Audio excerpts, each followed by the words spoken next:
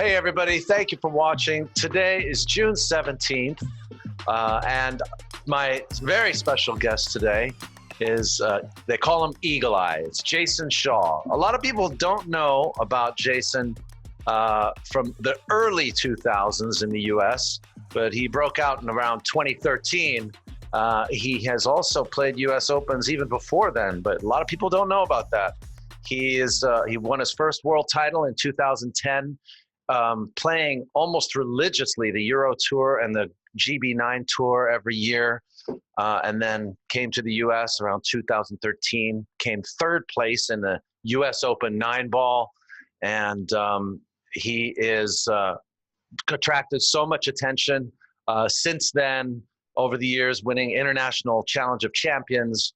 His resume has gotten very long, very fast, and he's gotten so much attention that he's also signed the longest contract, the longest sponsorship deal of any other pool player in history with Perry Hughes, a 10-year contract that's going to see him into the late 20s. So welcome to Jayson Shaw. Thank you so much for being on the show, man. It's really good to see you. You're welcome, Daniel. It's good to be here. Yeah, obviously, a lot of things. It's been a fun ride, and still a long way to go. Yeah. You're very young. You're just barely in your 30s now. You know, you've been winning titles in Great Britain since like 2004, 2005. And when you came to the U.S., you had already played a couple of U.S. Opens. A lot of people didn't know that. In 2006, you came in and you placed the first year you played, and then you played in 2010 again, or you skipped a year and came back again. So you already knew what you were getting into. It seems like you already had a huge dream to be a champion. Is that right? Well, when they had qualifiers in Scotland for, they used to have a 9-ball tour, Scottish 9-ball tour, and we had qualifiers for the US Open just between ourselves, you know, because it was open and anyone could get to go in it. So you just we had the qualifier, whoever won got flight, hotel, everything, and I won it a couple of years in a row. So the first time I went with my dad, you know, I did pretty good. I lost my second match actually to Mike Davis, and then I came back through and I qualified. I was 10-2 down to Charlie Williams, and I came back and I beat him 11-10. You know, and then 2006, I was only I was only 16 at that time. No, yeah, wow. Yeah, I was 16. Yeah, you're just a kid. 16. Yeah, and Charlie Williams, after I beat him, he was in the back room, and me and my dad were going past, and he was in there going mental, saying that shot to him, and he was going crazy. But I think he was fighting for Moscone Cups, you know, and I knocked him out, and he had you know, whatever. So that was like the first time I went and I seen that setup. I couldn't believe it. I was like, man, this is unbelievable.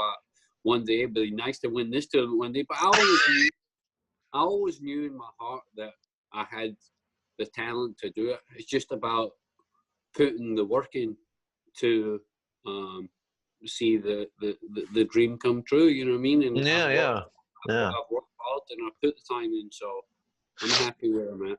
Well, they say, there's an old saying, like, if you don't know your opponent, you don't fear him, you know? Yeah.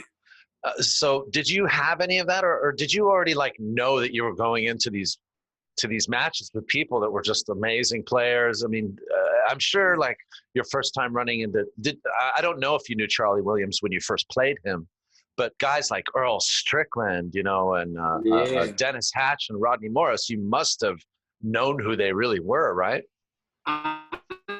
I knew these guys. Well, I've seen them playing on TV in the Moscone Cup and stuff like that, you know. But I always knew that when I watched that, I knew who the great players were.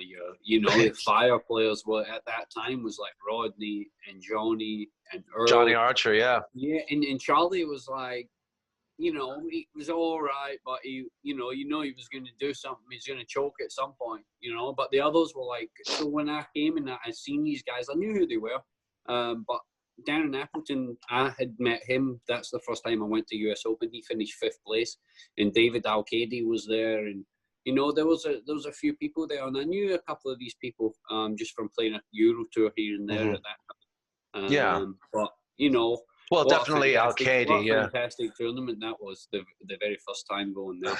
So Darren kind of took you. He was a mentor for you, was he? Yeah, well, I watched what he did. He moved to the States, and he was winning big titles, and you know, and he played the same game that I did, and you know, and I always felt that he was older than me, so he had way more experience, so he gained a lot more wins and stuff like that under his belt, and he was well known, and I was still coming up, but he knew I had potential as well. So good. You know, when I kind of came to the States, he kind of tried to help me. I went to live with him a few times and stuff like that. So he kind of took me under his wing a little bit. So you're obviously, you know, your big year in the US was like 2013. That's when you really went and said, I'm going to try and play a lot of things, a lot of events, right? Yeah. So did you feel like, you know, look, I'm ready now. Let's go get them. Like, or was there any doubt at all? Did you just really fascinated by this process, you know? Well, not really. I kind of, let me see here. I kind of had a, you know, I kind of had a feeling that if I just kept working hard and doing stuff, I would kind of, you know, get there in the end. But I was winning small tournaments, not winning big tournaments. I was beating good players and stuff like that. But all along those times of getting beat, I was learning, you know, I was learning the game more. I was learning the safety side of the game, the kicking, you know, not just potting balls and running out all the time. You know, and I was picking that up, and I learned a lot from all those matches and all those tournaments and playing against great players. But I just feel that at that moment in time when I was playing all those tournaments and getting through them, I knew eventually I would break through, you know, and I would win a big event. In 2016, I won the Kuwait Open. Yeah. That was my first win, you know what I mean? And that was like the biggest tournament they had. It was the biggest prize money they had in the tournament. So it was just, it was crazy. Yeah. Yeah. So, you know, you also explored other formats in pocket billiards in order to learn a lot of those techniques that you were talking about, right? Like straight pool and one pocket. Yeah, straight pool, one pocket, bank pool, you know, everything possible. I was always in the pool room, so I was always seeing new games. Yeah. Well, you even you know, you even worked with Charlie Williams a little later, working the World Straight Pool events, right? And there's that famous fight you had with Earl Strickland. Yeah, I was just going to say something about that. It's funny because, to be fair, I got to give Earl a lot of credit because, you know, around 2013, when I finished 3rd place in the US Open, I was sponsored with Jeff Conway at the time. Yes. Remember Jeff? Yeah. And I had been going back and forward. Jeff had brought me over. It was him that started me out, and Jeff was going through getting divorced at the time. Yeah. And I was supposed to fly back over and stay with him and then go to the US Open. And I called him and saying I'd booked my flight and that. And he got back to me and said, look, I'm sorry, but I'm getting divorced. I can't do this at the moment. You know? So I didn't know what to do. I had my flight booked to New York, and I'm like, if I have to stay in a hotel, it's going to, you know, I wasn't really too familiar with it anyway. Well, I was just staying with him and going with, he was taking me around. He knew all the places. Yeah, and this is 2013 too. So this is the year you're actually starting to travel a lot, a lot of challenges. So I spoke to Manny Steinway, the owner there, and I got really friendly with him, and he really liked me. So he said to me, look, why don't you let me look after you? I'll let you come to the pool room practice. You can, like, sponsored, everything's free, and you can share the apartment with Earl. And I'm like, and he's like, yeah, you can live with Earl. I have an apartment for him. So I stayed. I remember when Earl lived in Queens. I shared an apartment with that guy for over a year. Did you really? Yeah. People don't know that. People don't know that. That's amazing. yeah, so I learned a lot from that guy. Like, he, I bet. I mean, listen, the stories that guy told me, and the stuff that he showed me on the pool table, and how to. He helped me a lot as far as telling me what I had to do, as far as like practice hard, and I had to make sure I was fit all the time, and you know, he kind of tried to put me in the right direction. So I got to give him a lot of credit for you know, trying to push me in the right direction. He knew I had the talent. He always told me that. He said, "I've never seen anybody shoot so straight." And that's coming from a guy that I watched on TV, who was the best player in the world, who might go down as maybe the best 9-ball player ever, you know. I mean, arguably, you're right. I mean, that guy was just, you know, he just beat everybody, and everybody was scared of him, you know. So, yeah, quite amazing, and that's really cool that you know, you had that experience with each other, and so then obviously that fight you guys had was later in life. So, but I'm sure that was the same year. That was the same year. God, time flies. He came outside after it, and he was like, "Hey man, I'm sorry," and blah blah. And I'm like, really?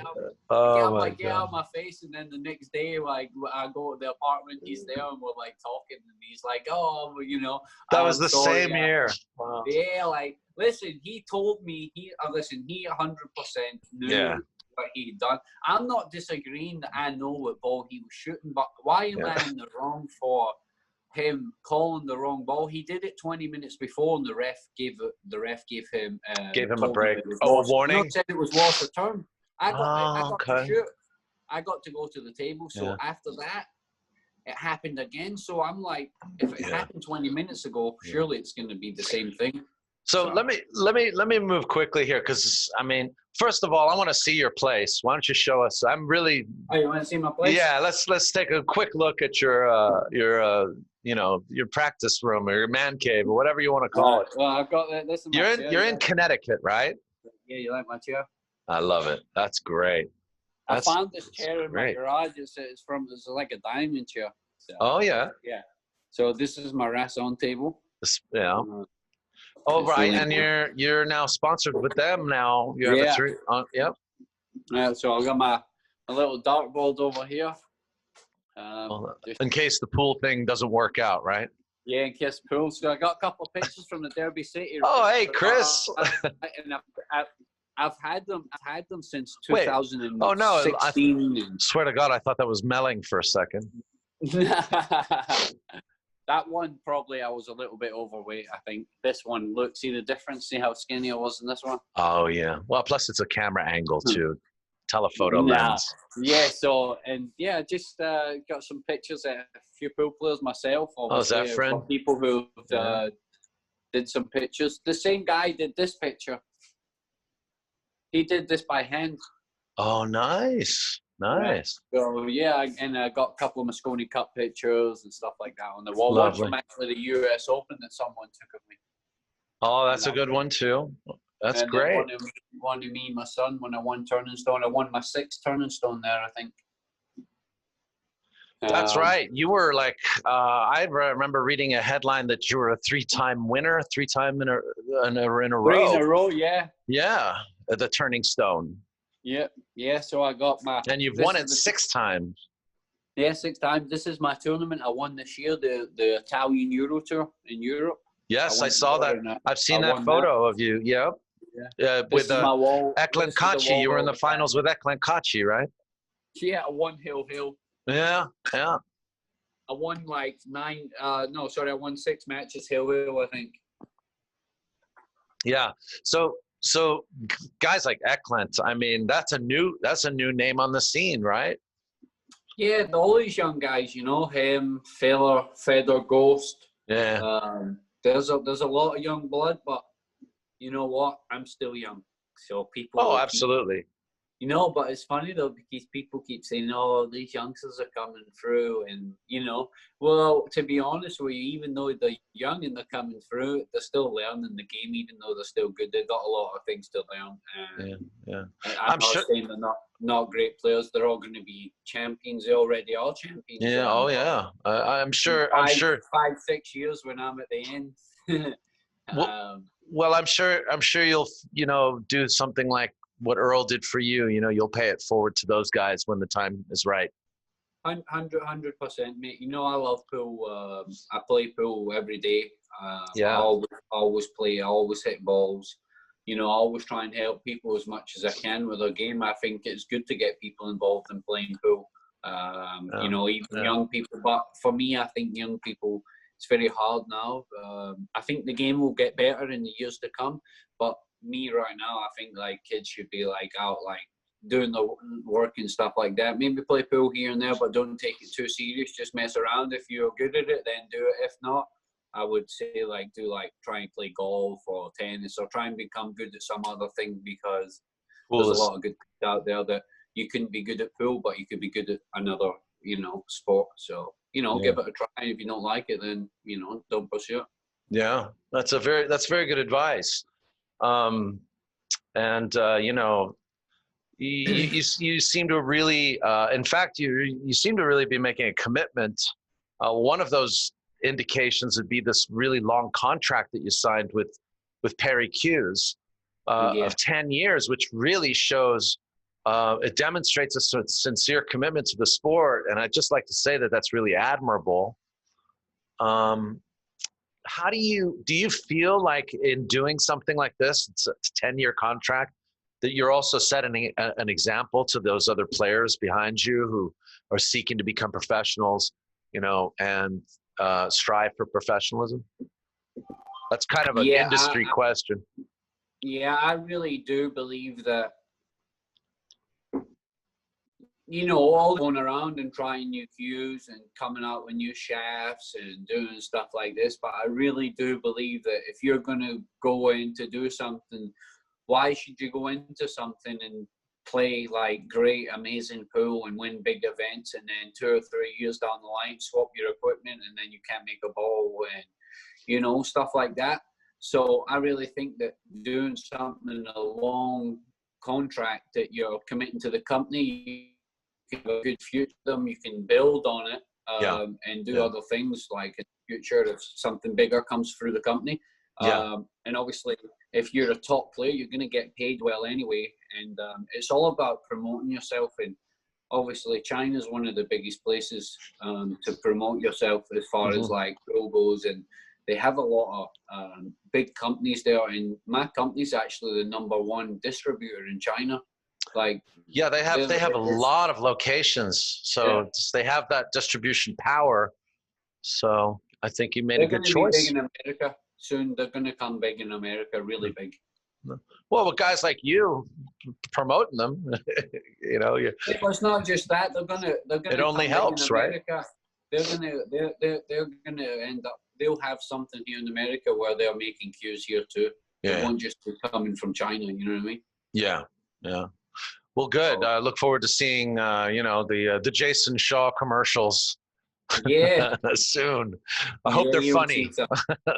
Listen, like I said, I have to go to China with Perry like 3 or 4 times a year. So obviously, I can't go with all this stuff that's going on now. And when it's all over, I'll have to go. But I've enjoyed every time that I've gone to China. I've had a great time with that company.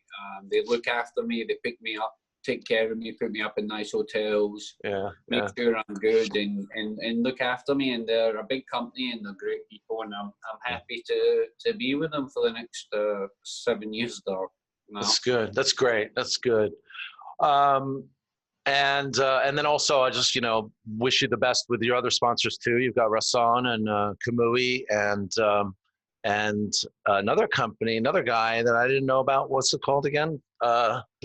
Magic Smile, and then Ultimate Team Gear, obviously. Yeah, so, I just wanted Rasan, to be fair, I've been with them for 3 years now, and I just want to say a massive thanks to them. They've been unbelievable. They've given me 3 tables. They've provided me with a Chinese 8-ball table. They've provided me with a victory table, and then this new table came out, the Ops, the one behind me, and they came and gave me that too. So just say a massive thanks to them. Without them, it's really possible to practice and have tables in my house and have Chinese 8-ball table to practice from when I go to China and that. So massive thanks to them. That's awesome.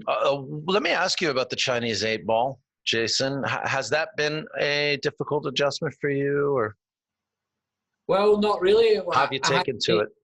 I had a table in my house, but then all the tournaments kind of, the WPA, something happened with China and WPA, so the tournaments never really happened. A lot of players couldn't play in certain tournaments because it clashed with some committee things, so we couldn't play. So it kind of like was a little bit of a bummer on it, because we're looking forward to going to play in some big tournaments, 100,000, 150,000 the winner, and we couldn't really go and play at that time because of some stuff going on. But you know, maybe somewhere down the line, more trips to China. I guess I'll be competing in some more tournaments when all this is over. Let's hope so. You know, I got to give guys like Gareth Potts a run for his money, right? Yeah, he's he's playing at 24/7. Yeah. You know, if I was playing at 24/7, I would be doing good too. I have the potential and I have the game for it. It's just, like I said, it's just about putting the time in and the effort. Yeah. And I noticed they're playing 9-ball on the Chinese tables now too. I was supposed to play in that event. Oh, were you? Me and Chris Mellon, but obviously this stuff's going on, so. Yeah. Oh, that's right. Yeah. And I know this COVID. I mean, you know, honestly, Jayson, I wish we had more time. You know, it'd be really great to catch up with you. I know we only have a few more minutes, so just wanted to. Yeah, no problem, mate. We can do it again if you want to have another chat at some time. We can do it again. I just thought I had a lot of things I had to do, and I thought I was playing in this tournament, online pool tournament. It's a Predator pool tournament online, and I thought it started today, but it doesn't start until the 17th of July. Right, that's the one. What is it called again? The one pool team. Something. One pool, yeah, the one pool. Yeah, so I thought it was today it was starting, and I realized this morning when I was on the golf course it was the 17th of July. I see. We've got something like that here, which is an independent deal. It's called Playing the Ghost, and there's a Playing the Ghost Facebook group that everybody goes to. So, you know, so that format now seems to be kind of like getting a little bit popular. It seems. Yeah, it's popular. I think this online pool thing's pretty good from your house. So you get to interact with different people you've never met. Have you been concerned at all with I mean, I don't want to get too much into coronavirus. It's not what I wanted to do, but have you been concerned at all with the future of pool as it relates to all this quarantining and social distancing? Yeah, a little bit concerned. More concerned for the smaller people that do the tournaments, you know, the people that do it for the love of pool. They're going to be affected more than the other people that have money behind them and bigger sponsors. So I feel for them. Yeah. The other sponsors, the big sponsors in the big tournaments, those are going to be fine. You're going to still have those tournaments. There might be less of them for this moment in time, but you're going to have a couple of big ones still. This whole thing is it's a scam. It's just a scam. That's all it is. It's a one big scam. It's real. I'm not saying it's not real and people are not dying, but it's just an economy stunt in China, or trying to just take over everything. You know, as far as like, you know, all the stocks and all this stuff, and it's just horrible. People are dying, you know, for no reason. Well, it's kicking up a lot of sad times. It's kicking up a lot of emotions all over the world, and a lot of like feelings, and people acting and reacting and doing all kinds of stuff, and you know, it's tough over here in the U.S. As well as in Europe and parts of Asia, all over the world. But I'm truly thankful that we're still promoting this sport. We still have a forum from which to do so. I really appreciate everybody reacting the way they did in the pool world by doing something about it. You know, this one pool could be the solution until we do kind of like get over those humps. You know, so. Yes. And whatever else it is on a regional level, you know, it doesn't have to just be the one pool, but other formats. I think it's all going to go away. It's not going to go away. It's still going to be there. You know, I know people that's passed away from it. I know people. Oh, well, if that's starting to happen, that's tough action. You know, I know. I'm really sorry, by the way. I know people that have passed away from it. You know, people are saying it's more older people, but it doesn't matter if it's young, old, or whatever. It's still people passing away, and it's not right. So I just hope that soon the pool tournaments will be back and everybody's safe, and I just hope we can all be in the same room again and playing pool together. Yes, I hope so too. And I also want to wish you, you know, luck with family too. And you know, since I knew you, I met you in 2013. You came and played an event called the Hard Times 10 Ball, and you gave Rodney Morris a run for his money there. And I had a great time working with you and meeting you at that event. And I think I lost in the final of that tournament. Yeah, you came in second to Dennis Orcolio. He ran 6 on you, right? Yeah, he soft braked me in the final. He soft braked you to victory. Joe Rogan was doing commentary in the final in that. Yeah, that was when Joe Rogan showed up, and no, it was on your match. It was Billy and Cardona and Jay Helford. Before that, it was match before that. It was Joe Rogan, right? Yeah, it was Joe Rogan. Yep. Yeah, and so, but what I wanted to say though is like, the guy you are now, from the guy you were then, is like, it's almost you still got that, like, I still see that, like, ice in your veins and you know, that killer instinct. But you seem to have grown up a lot, and even though you're still a fiery, you know, personality, you definitely get people talking. You know what I mean? Oh yeah. But you've become a role model. You've also become a father twice over. You've been married now solidly for how long is it now with Ara? Since 2014. Yeah, and I remember meeting you there at the New Jersey Super Billiards Expo. I remember meeting you guys, and you guys have been a match made in heaven since then. So, you know, what happened there? Like,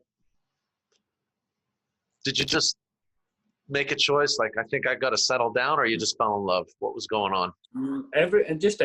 It was just, you know, it was just strange. You know, I was here and I was here for like 12 months, and then I was here for like 6 months, and you know, it was just strange. And then obviously I was going out with her and stuff like that. And then when I went away and come back, and she was pregnant, and then with a kid, and then it was like, you know, I wasn't going to go anywhere. So I'm like, you know, I loved her and still do. And I'm like, well, the best thing to do is probably just marry her, you know what I mean? And then have another kid. And now I'm happy, and we have 2 nice kids and have a nice life and ready to kick butt when this all starts back.